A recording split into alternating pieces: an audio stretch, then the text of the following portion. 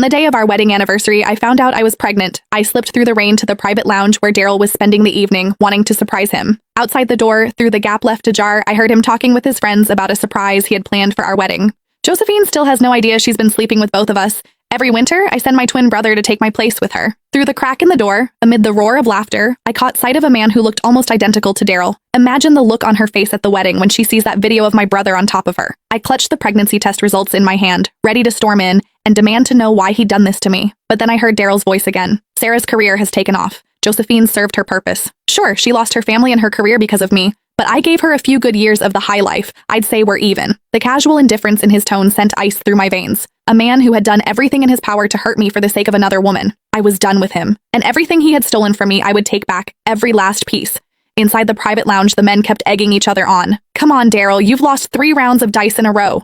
You owe us something juicy. What's this big surprise you've got planned for Josephine at next week's makeup wedding? I stood outside the door, heart brimming with sweetness. 3 years since we'd signed the marriage certificate, and Daryl had been so consumed by work that the wedding kept getting pushed back. Now I was going to bring our baby along and finally make it complete.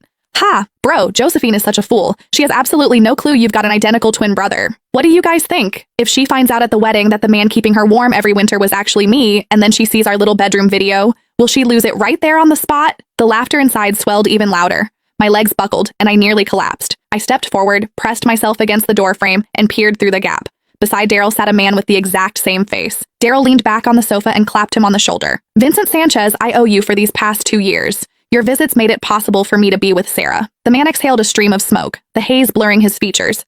I don't get it, bro. Sarah was your college crush, so why'd you marry Josephine? Even in bed, she's boring as hell. I'm so sick of her. The men who usually greeted me with fawning smiles and called me Mrs. Sanchez were now leering and cracking vulgar jokes. I stood frozen, struck as if by lightning, unable to move, but the fury inside me burned hotter with every second. I drew a deep breath, gripped the door handle, and steeled myself to charge in and confront Daryl.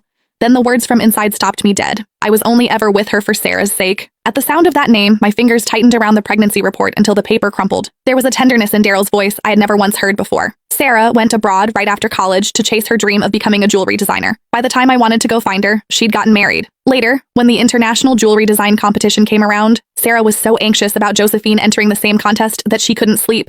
It broke my heart. I knew I had to help her. Gasps of admiration erupted around the room, everyone praising his devotion. I stood outside the door, and the memory of that accident years ago crashed over me. Cold sweat soaked through the back of my dress. The man on the sofa wore an expression of pride and tender indulgence. None of you would ever guess. I personally planned Josephine's car accident, so she'd miss the competition. Sarah sailed to victory using the designs I gave her. Josephine's so stupid. She even saw the winning piece afterward and said it looked familiar, but she never figured out I'd stolen her work.